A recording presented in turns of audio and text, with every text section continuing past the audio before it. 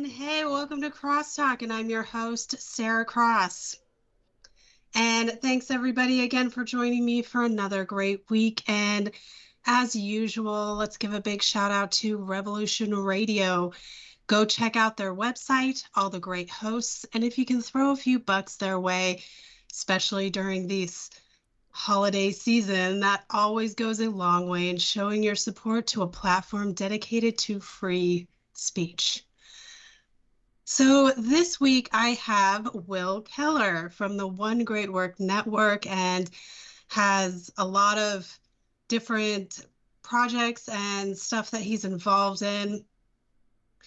And this week we're going to be discussing psychological baggage. So you can find all of his great work here. Let me just throw his website in the chat room so you can go and find out all about him and his work. And as usual, please feel free to send a message in the chat room or just email me at saracrossart and, let us know what you think. So let's move on to today's main topic, and I'm going to bring Will on. You there? Yes, I'm here. How's it going, Sara? Awesome. It's pretty good. It's a great day in Pismo Beach. It's nice and bright and shiny. Oh, wow. Well, it's cloudy and rainy just north of the pond in Northern California. So, We had that a few days ago. I'm imagining it moved up north. most likely. Yep. Like the whole coast was just like thick fog. You could cut it with a knife. It's crazy. Yeah, it's been really foggy and windy as well. But Yeah, we're here. awesome. Oh, cool. I'd like you to maybe introduce yourself a little bit for those who don't know you here in the chat room, whoever's listening, and maybe even talk about a few of your upcoming projects or events that you have going on to start with. Cool. Yeah, it's great to be back on Revolution Radio. I'm a big supporter of your work, Sara. You do fantastic content and spreading the message of truth, freedom, love. So who I am, I'm a father. I'm a researcher. I'm someone that has always questioned the narrative. I love nature. Grew up on a ranch, very close to nature, being outdoors, and that had a huge attribute to me questioning, especially authority. Early on in my childhood, recognizing that nature herself, the forces of nature, the systems of nature, the symbiosis that you can observe in nature was really the authority, and we were a part of that. So even as a young child, going through like public school and stuff, I could see these false structures, and it was almost comical at the time in my youth, like a big joke, like, oh, this is, people take this serious. And that held with me for many years, way before I actually started to dive into certain type of information. I was in the music industry for 15, 16 years, did a lot of traveling. That was a really good experience and growth process for myself. And then, of course, becoming a father and battling some demons and dark days of my own around that same time, where really it was forced shadow work, to be honest, and I had to implement my will and my care to look at myself on a psychological level. And I, digging myself out of that predicament, I just kept going in my truth seeking, and that led me to many giants and legends of truth speaking, which I incorporated a lot of that information and to the bigger picture of what's going on in reality. Why does humanity find itself in these certain situations, and diving into the cause versus the symptoms. And eventually, 2019, mid 2019, I felt the pressure and the moral obligation to actually go public and start creating content and start speaking out on these topics.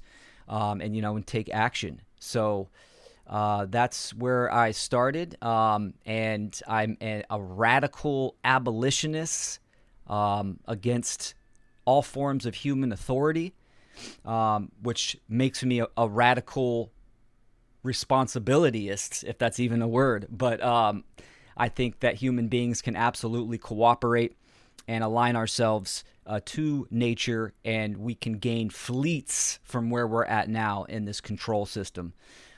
So, yeah, that's what I do. I'm a public speaker, and I just create content, and I consider myself an artist in many aspects of what I do. I'm into construction as well, so I have my own business and a health business as well. And yeah, and here we are. I love doing these type of interviews. So thank you. Thank you. Thanks for telling us all about that and you and for new people to find you. Yeah, for It's the sure. way it goes. And you have a couple of awesome events coming up. Do you want to share those yet, or are they Yes. still kind of secret? No, no. Yeah, we can talk about that. Appreciate it. So the most recent event coming up is actually this Sunday, and my passion is in doing live presentations.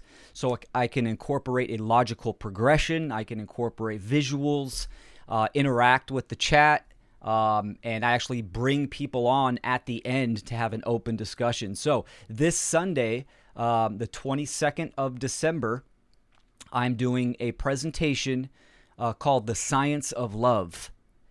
And I originally gave this presentation to a Australian conference, virtual conference, and it got really good feedback. So I've kind of expanded on that presentation, and I'm ready to just release it to the public.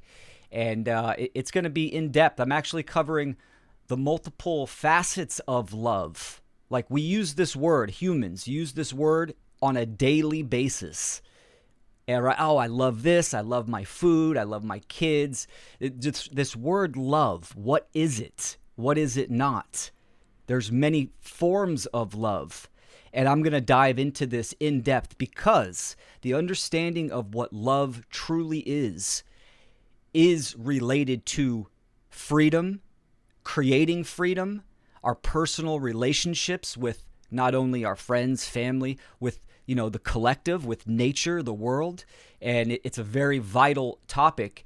My whole motto is simplify the profound, and I've kind of embraced this this quality and characteristic that I've discovered in doing content on my path, and that is to take these profound topics and simplify them down. And a lot of people do this in their work. What is a right? What is the difference between right and wrong and morality? These are axioms. They're false axioms because people think they are self-evident, meaning that they think they know the answer, but because of their ignorance and that they are incorrect, this is causing suffering and trauma, and it's contributing to the human condition. So I like to kind of backpedal on these topics. So what is love? I'm going to dive deep into that, and I would love to have people join me on that journey. That's this Sunday, the 22nd, and I'm starting that at 3 p.m. Pacific time. 3 p.m. So that's about 12 noon, I think, on the East Coast, guys. So my apologies. I forgot I changed the time. oh, It's starting at noon, 12 Pacific time. That's 3 p.m. Eastern. And you got can get it. to all my streaming links, and it'll be live on my website, willkeller.com. Excellent. Yeah. Awesome. And yeah, and like that's a good topic to actually really dive into because especially in a modern day world, there's a lot of what people don't know how to identify as what I might call a synthetic type of love, where it's just surface, it's all surface, and there's more sewn into, which I would call probably more like parasite class infiltration, inversion Oh, type absolutely. of stuff, where it's all surface and it's all about obligation and loyalty and the misplaced trust, because you're, related to somebody, or because, you're a friend for like decades, it's your best friend, and then, so I think it's important to understand that there's a difference in authentic love and the synthetic version, what I would call the synthetic version of it. So don't miss that presentation this weekend, this Sunday. Well Go and said. check it out, guys. Yeah, well said. Absolutely. And then, of course, the upcoming 2 day online virtual conference that we are also having the pleasure of having you on, Sarah. The Funnel Conference, Freedom Under Natural Law. This is the fourth conference that we're doing. This is titled Humanity Rising. So this is a free 2 day online conference, streaming to multiple platforms. The theme of it is inspiring care to action. So it's going to be about 8 hours each day. It's just like a conference that you would go to and you'd spend all day there, but we do it virtually. One day maybe we can do kind of an in-person event, but we've had some incredible presenters in the past conferences, and then this one, it's gonna be great. We got some really top caliber researchers and content creators with a vast variety of messages. So that's gonna be great, and that is February 22nd, 2025. So you can get there to freedomundernaturallaw.com. And that's a group of us that actually, this is a great story. Chris Jansen, Leslie Powers. There were a few more that started in the initiation of the Funnel Conference, but during the whole scamdemic lockdowns, we just came together and met as a support group, an online support group, and we were all local to Northern California for the most part. There were a few people. One person was actually in Canada and down south, but it started there, and then it was, okay, let's take action, let's come together, let's create something, and that was the birth of the Funnel Conference. So we're on number 4 now, and it's gonna be a hell of a conference. Yeah, 4 years. I think I've seen all 4 years of it. Watching the conference, but you can find them all on YouTube, Mm-hmm. on Will Keller's YouTube, which you can find through his website. So they were all really great, and this year's, I have no doubt, is just going to be just as awesome. Yeah, we like to incorporate, a variety of topics all under that umbrella of, morality and natural law, but it veers off into health. We bring, the creative aspects. You had some art, Sarah, on the Funnel 3 conference. Yeah. And we've had dance in the past, music videos. Diesel Automatic launched his a premiere track titled Freedom Under Natural Law. So it's a variety of creativity, and that is the pathway to creating change, in my opinion. Yeah, no, I agree. Community endeavor, and not just online community, but in person. It'd be like awesome to do the Funnel Conference in person at a place. Oh, that would be incredible. That would be incredible. In my music career, I've done many large events, and oh, what a headache to plan and prepare, and the resources that are involved. But again, fast forward, that was many years ago. Fast forward now, I've been to some quote unquote freedom events. There's nothing better than being eye to eye in the flesh with like-minded individuals, connecting with people in the natural world, and it's one of a kind. But one step at a Yeah. time, and we might get there one day. Yeah, I agree. I remember those days doing like community events with people, and there's just something else about it. It's like very more, it's just more energetically charged, and That's right. and there's like kind of like I feel like there's sort of a more of a physical responsibility involved with a physical event. Where online there's a lot of responsibility about, showing up as well. So if you want to learn and you really have the will to do so and actually just take in good information, you take that responsibility and you just get it done. Absolutely. So I encourage everybody to do that with whatever you're trying to learn, just own it. Let's see. So let's move into our main topic for today. Cool. Cool. So today we're talking about psychological baggage. And I would say in and out of the truth slash quote freedom movement.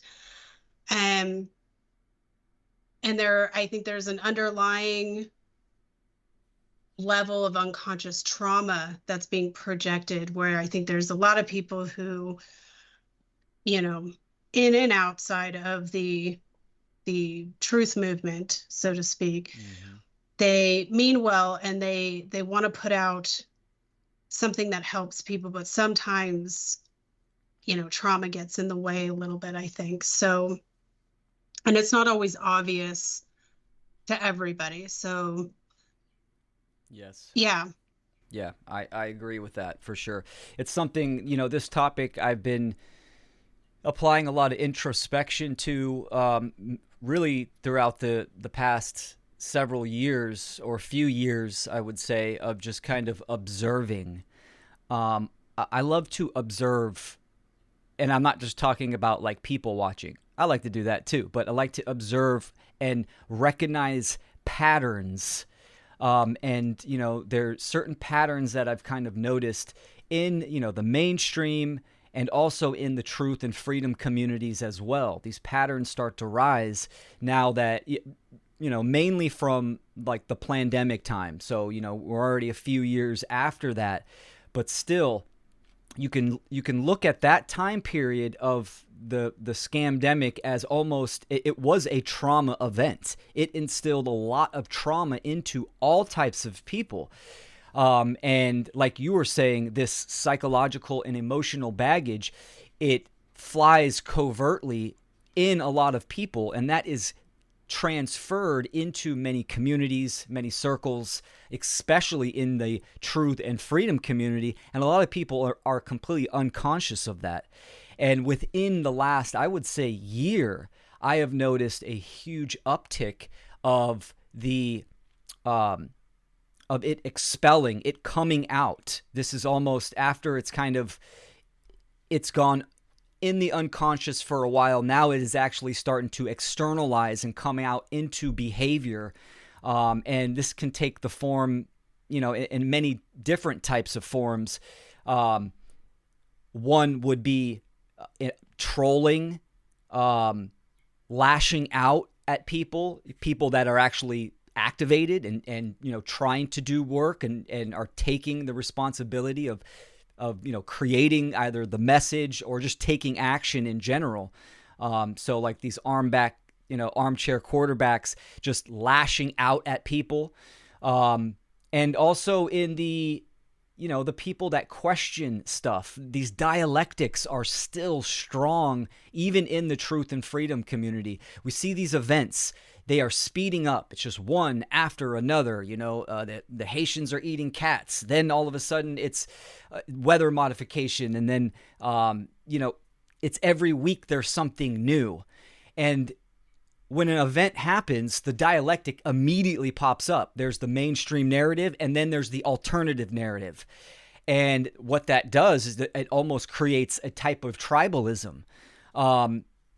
This is aside from truth and what is correct and what is right. Like there's that process of critical thinking. And then there's also the process of just not knowing, not coming to a conclusion because the information is unavailable. But yet, people still feel like they need to take to a side, and then the side they have to promote that, right? So you see these factions, battling, going back and forth, really, especially in the truth and freedom communities. The flat earth, globe earth, that was a huge dialectic. We've kind of progressed on, and it's all these different dialectics, and that is precisely where the social engineers want people. Even in the alternative realms and the truth and freedom communities, they want people bickering and battling and really self-destructing in these communities. And the whole time, people are bypassing their own individual responsibility and not doing the internal work, and then activating and creating some type of change, right? Yeah. Contributing to the what the cause is, not just the symptoms. Yeah. No, I agree. And that's a good point to bring up, is that the internal trauma that people may not even be recognizing or talking about, it's coming out in their physical actions. So, yeah, I was going to say that as well. I totally agree with that. And it is projecting into like whatever form that it comes out. But, even like with the lockdowns, that just was so damaging to people in their communities. And it was like, I have so many people who say to me, they're like, yeah, for like 2 years, for like 3 years, I just like stayed in my house and I disconnected from everyone. And like now it's kind of like weird because I don't know how to like be back in the world. And yeah, so I mean, I just wanted to add that. Like, I think that's dead on. Yeah, you know what I think a lot of it is. I think during that time period of the lockdowns, and then the time kind of leading out, there's that cowardice that festers and seeds.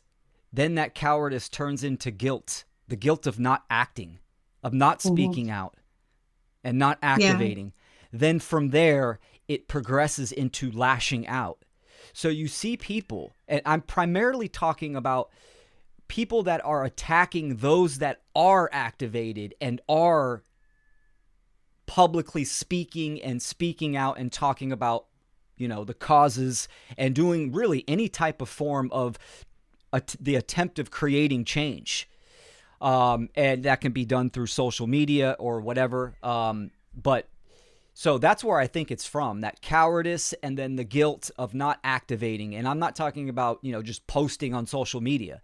Like Hmm. that is a crude form of taking action. I'm talking about, when I say activated, I mean publicly speaking out, putting your face on camera, creating the message, understanding, first diagnosing the problem, so you're understanding the cause and the root of the problem, and then talking about the solution itself. Yeah. So that is being truly activated. And I delineate that from just, going public and just talking about the symptoms and the current events all the time. You're Mm. contributing to the actual problem. You're contributing to the polarization and to the dialectics. So we see these people. Mark's a great example. Mark Passio, I mean, the past year, he was just getting it non-stop, getting attacked. Larkin Rose, I've experienced this as well, and many others, right? And these people that are out there doing good work, why are they getting attacked nonstop by quote unquote truthers and people in the freedom community? That Hmm. is what I'm talking about. That cowardice and that guilt of not taking action to externalize into lashing out. And I've kind of coined this, the purist mindset, because the way they are lashing out, it's, um, you're not aligned to natural law enough. You're not vegan enough. You're not Yeah. about freedom enough, right? So Yeah. they're in this purist mindset. It's ego driven, right? It's ego driven, and it's about, I'm better than you. You need. Hmm. So they're doing the shaming and the guilt shame, and the narcissism really comes out when they're doing that. Oh, yeah. But never ever do they start to point the finger at themselves and look in the mirror, take a step back, and then activate and do something about, what they're preaching. Oh, man, Will. Yeah, Have you absolutely. noticed this, Sarah? Have Absolute. you noticed this, like Oh, in my just God. what's going on within these circles and communities? Yeah, I should show you screenshots of my Facebook Messenger. It's like, I'm like, and all I'm doing is telling people to take personal responsibility, really. That's all I've mostly done. Yep. So, and they're just like, well, nah, I'm like, nah, what? Like, and then they give me like a whole, it's always like paragraph after paragraph about like, the Romans or the Jews. And I'm like, what does that have to do with what I said? Yeah. So it's like that for me anyway. But I have absolutely noticed quite a bit of division going on, not just from people outside of this particular, movements, the truth seeking movement, but within it as well. And there's quite a lot of division. It's like if you are not holding yourself to these very strict protocol rules, set of rules, then then you're doing it wrong and you should be, shamed for it or whatever. And it's like I find that very difficult to jump on that kind of mindset personally, just because I feel like when you do that, you're pigeonholing people and you're not giving people an opportunity to develop and grow naturally and with whatever way it is, going to work for them to do that. So Yes. it's like I feel like it closes all the doors around them and it makes it seem like they're not allowed to open those doors, if that makes sense. Absolutely. So, like life is about change, life is about development, experience is about this. And I would say a lot of that kind of backlash, I'd say it's like all fear-based response. Mm-hmm. So I had a question too for you. I mean, do you think that a lot of this lashing out from even the people who are in the truth seeking community, that are going after people like that in whatever manner, if you think it's a fear-based response, or maybe even just because there's that and then there's this buildup of all these different very traumatic things in our history, including the most recent of that fake pandemic that took place, and it's all like sewn in trauma. So it's like now a fear of change, like there's a fear of more change. Oh my God, it's going to change again. Now what is it going to be? And there's this fear that that's like what people are kind of really feeling. Mm. And for it to hear anything new or to hear anything that might, be better than that is like almost like, no, no, no, I don't want to go any farther. Yes, it's rooted in fear, and from there, that like the subcategories of that are absolutely, ignorance, the absence of love or care, and they're in that internal contradiction within themselves.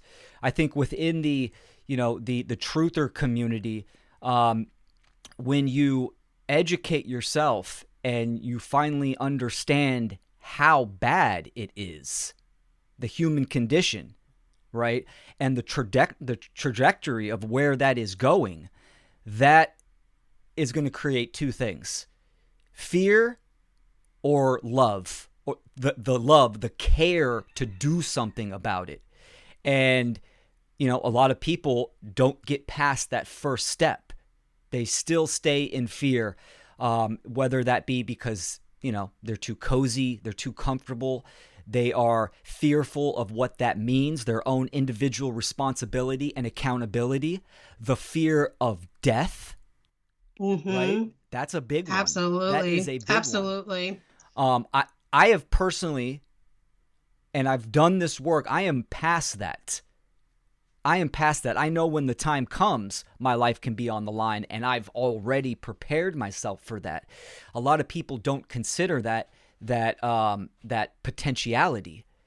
So it is absolutely rooted in fear, and just the daily activities within their own life, right? Like this is a psychological process. It's really a consciousness process that they have inhibited themselves of not knowing how to do, right? So not functioning correctly. So it's not about just understanding what's going on in the world. It's their relationships across the board. The whole natural world, this whole existence is based upon relationships, right? Because we are having that subjective experience in an objective reality. So what is your relation to ... Your relationship to yourself, to truth, to morality, to nature, natural law, to your family, your friends, your community, to action and creating change, right? I mean, it's an unlimited list. What is that? What is your relationship to that? And so this fear-based mentality, it trickles in all aspects of their life, ultimately, right? Covertly. And it's something that you have to uncover and expose the unconscious trauma. You need to take the care, the time, the focus, and attention to shine the light, the awareness onto that. And you can do that with basic modalities and basic questions. For instance, someone that is constantly attacking people that are activated and are acting to create change. Why haven't you acted? Right? I mean, you've gotten these messages, Sarah. I've gotten these messages constantly. People want to go, oh, how come you don't talk about this enough? How come you don't do this? How come you don't do that? You should do this. You should do that. No, you should do that. Exactly. I'm here doing my thing. What about you? So it's like they're always pointing that finger and never asking themselves the question of how come they have not activated. Yeah, exactly. And then, again, all that just comes down to what I'm always saying. It's personal responsibility. Correct. Take personal responsibility. Yeah, I've gotten those messages and they're like, well, what about this, that, and the other thing? I'm like, well, I didn't focus on that. I focused on this. So one thing at a time. That's right. Why don't you focus on that aspect of this topic? I've gotten that too, and they just don't want to do it. And I think it is a fear-based response, and it's, it is cowardly. And but people are afraid of change, and they're afraid of death, certainly. I think that is like the one of the biggest problems that a lot of people have is no one ever really thinks about their mortality. So they don't understand that there is sort of a time limit within the process of, the cycle that you're in currently as a physical being.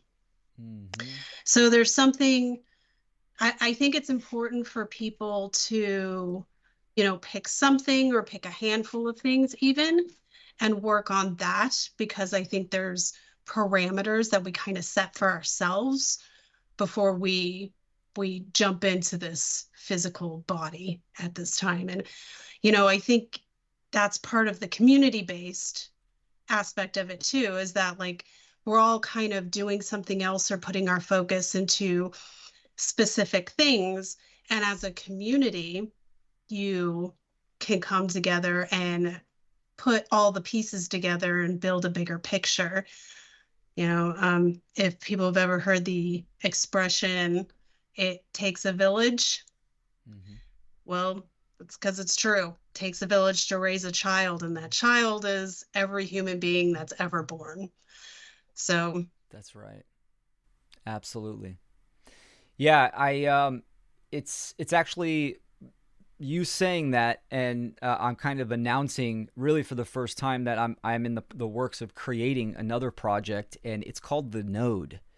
What a node is, I mean, if you look at a plant, The node is the part of the plant or the tree that branches off that makes multiple branches, right? So if you're going to propagate a tree, meaning you're going to cut a branch off, put it in water or in soil, and that from that cut, that node, another tree will grow. So you cut it at the node. What this is, it's going to be, my kind of personal community. People that are, that have been, following my work, that want to get involved. I'm creating kind of this community, this support group, to help people, either whether it be, on the technological aspect or the grammar or the rhetoric, to activate within their own right. So we're creating nodes.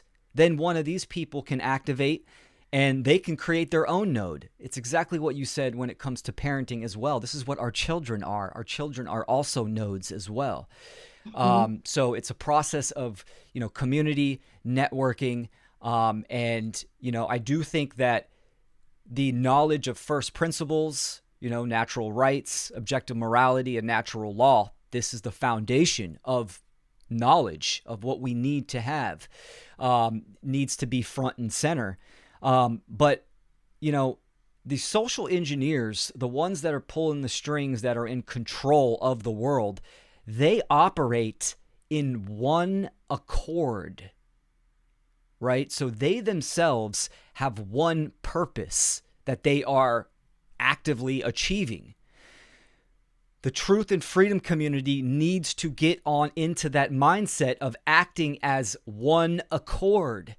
And where can we align? We can align on first principles, understanding do no harm and take no crap, understanding that the belief in human authority, i.e., government, is the issue, right? This mindset that we are creating, and there's all the other aspects that come with that: health, growing food production. I mean, you can go into resource-based financial solutions, cryptocurrency, etc., etc. But all of those are hinged upon knowing the difference between right and wrong and knowing your own sovereignty and that human authority is illegitimate. Yeah. So No, that's the foundation. yeah, no, I agree. And I love that idea about the project for Node. Keep me updated. I definitely want to hear more about that. And yeah, that's it, it's like planting a seed and growing a tree, a tree of life. And I think, yeah, it's like a pay it forward system. Whatever you take in, that's what you put out. And then you give that to the next whoever or whatever community or child or whatever you're helping to be a steward of, and they will grow from that and create something new from that. I think that's really awesome. Yeah, And oh, I'm sorry, go ahead. no, I was just going to add on and like, yeah, with the parasite class that they want to keep us in a state of complete confusion, because when we are in confusion, then we are divided and we're just not unified, and we're never on the same page, and we're all bickering over totally irrelevant things. So that's like where they want us. Like, it's not good enough for me. I don't feel like it's good enough to just like go out and be like a truth seeker in the movement and like just put out whatever, or memes or troll or whatever it is. You kind of got to like understand that you got to be able to accept everybody and everything so that you can actually teach those who actually really need or want to be taught new information. And the parasite class, they got their crap together. They got it together. Mm-hmm. They figured it out because they are all on the same page, even if they're not like friends, because they understand you don't have to be BFFs with everybody to be on the same page and create a change. That's So, right. That's right. Well said. Absolutely. They have dark care. They have, factions that kind of, that, butt heads and, kind of war against each other, but yet their base purpose and goal is all the same. And they are achieving that with that dark care, 100%. And, they honestly, I mean, they probably laugh at, observing the slaves bickering and fighting each other on plantations. I would assume that is going on when people are attacking each other for trying to create change, for out there that are activated. So yeah, it really is. We as truthers, or people that are trying to spread awareness, the education, need to understand that balance of the student teacher dynamic, right? Where you're learning, and then you expel, you promote, you educate what you have learned, and you stay in that balance. So many people are in that imbalance where they're constantly, they want to just be the teacher. They're just telling you what it is. No, you're wrong. This is what it is. This is what it is, without actually providing the good quality educational material. Right? So it's one thing to say you're wrong, or this is what it is. It's another thing to actually present it, package it, and teach that. It's completely different categories. The opposite polarity of the imbalance of, the dark student is just an information junkie. They're just constantly taking in the new current events and the alternative theories and, the conspiracy theories, and they just keep taking it in and never activating, never teaching what they are learning and what they are processing. Yeah, I agree. So it's that huge imbalance.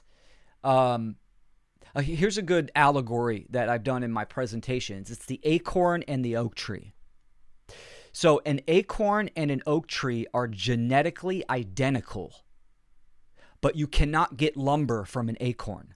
Why? Mm-hmm. Right?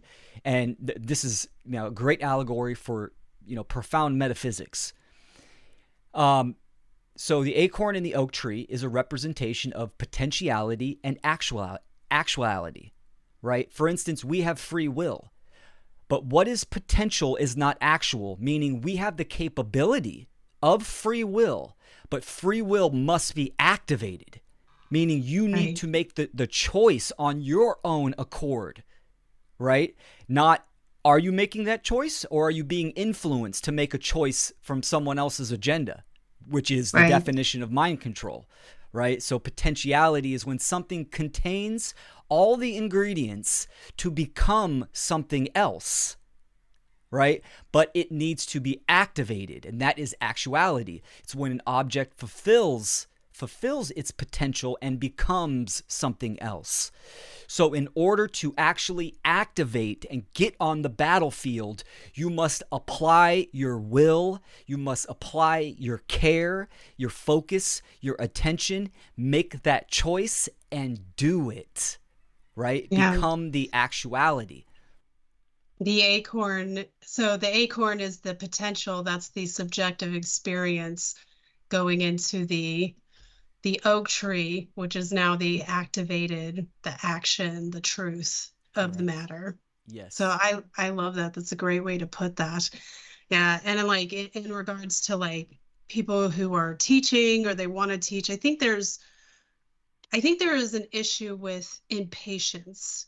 And there are because I've had many different types of teachers, or grade school, a little bit of college, which was ultimately useless to me. But and then I've met a lot of teachers who are either not just in the truth seeker community, but outside, who do other things, and they teach something. And some of them are just very impatient, and it's almost like because they kind of already understand all of it, or they think they do, they take in a student and they get impatient almost immediately because the student doesn't understand exactly what they're saying, how they want them to understand it, and they're not giving any context behind it. So if that's what you were talking about, I totally agree with that because I've seen that in a lot of, unfortunately, more too many teachers. Because it's like I've already been here and like I kind of get it. I've already been here. I know all this information. It's boring to me. I know it. It's but then you decide to become a teacher and then you're impatient that other people who are not there yet, they haven't figured out what you figured out.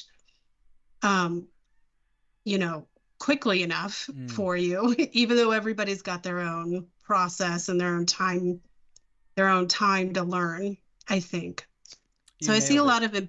I see a lot of impatience. And I'm like, how do you think you're gonna is that how you would teach a 5-year-old with impatience on a subject? Like you kind of gotta, not that everybody's just a 5-year-old or acting like one, but you kind of gotta walk into it like that. Like you're teaching somebody who's never been taught anything before in their lives. So you gotta hold their hand a little bit and just be kind about it and show love, right? Express love instead of impatience. Yeah, you nailed it. That's fantastic, and that's an aspect of psychological baggage and emotional baggage. And what you just said, I have seen often, and that's not doing the internal work. And taking a step forward when you skipped a step, right? So this impatientness I've also seen burnout as well.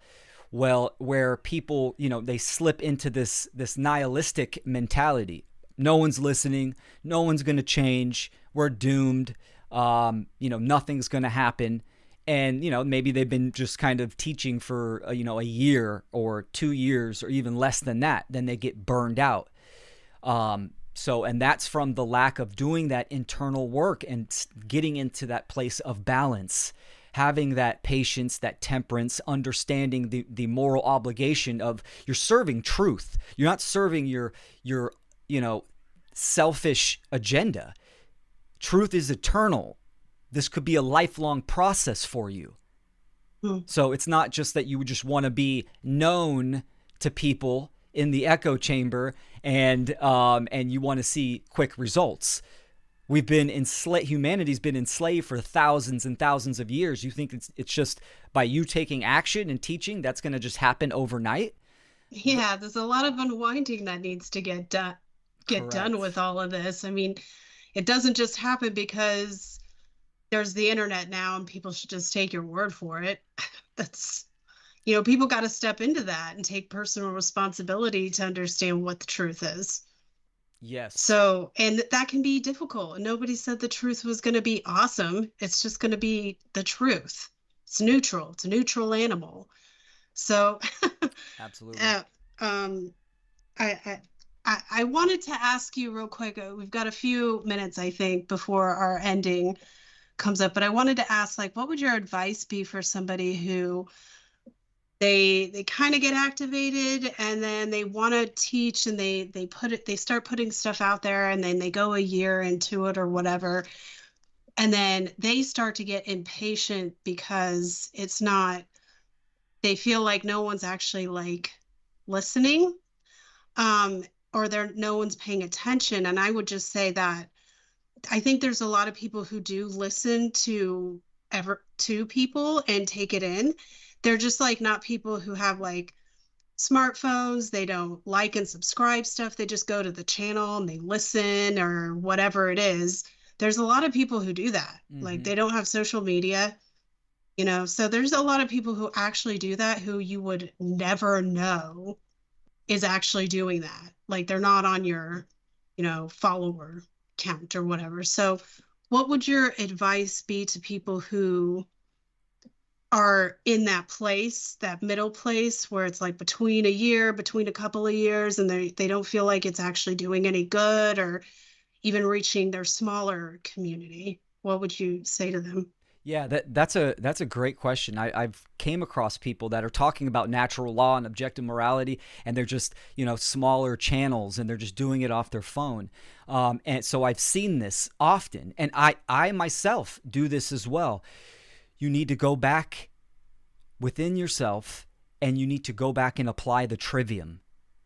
Ask yourself honestly, right? And accept where you're at now and where you want to be.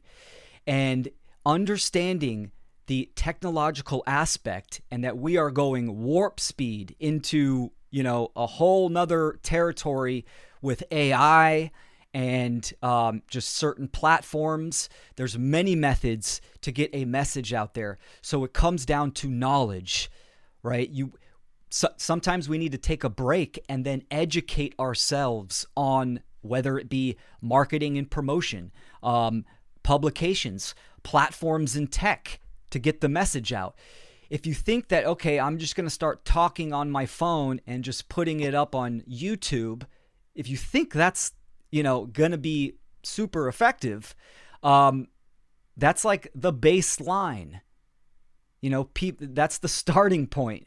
There's a lot more knowledge that needs to be taken in and incorporated and then utilized. That's the thing. This technology is a utility that can be utilized. It is a tool. So that's my answer for someone, is that you go back, use the trivium, grammar, logic, rhetoric, and start educating yourself on the modern tools that are available and that people are utilizing right now. I mean, you look at people are promoting whatever product, item, dog food, whatever it may be. They're reaching millions and millions of people. There's a format and a plan that goes with that. We can understand how people are increasing their platform of a message and how they are using the utility, and we can understand that and try to utilize that for the message of truth. Sure, I get it. Speaking truth is different from selling dog food. Not that many people want to hear the truth. A lot more people need dog food, right? But still, the tools are there, and that takes a pivot. Every content creator and teacher is going to have to pivot at some point, right? Yeah. It's the whole theory of how come Snoop Dogg is still relevant nowadays. He's like, almost 60 years old. That's because he has pivoted in his career. He understands that technology is changing, consciousness is changing. So he adapts himself. He utilizes different tools. It's the same concept in teaching and publishing a message.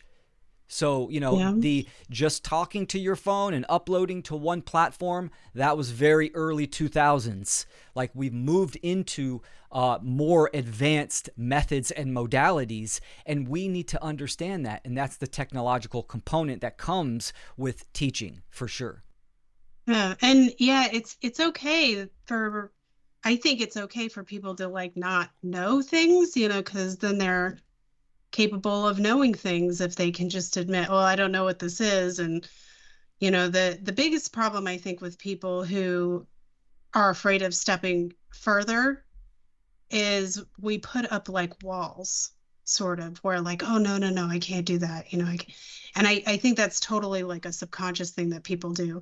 Whenever you put math in front of me, I'm like, no, I can't do that. Are you kidding me? I failed 12 years of grade school math.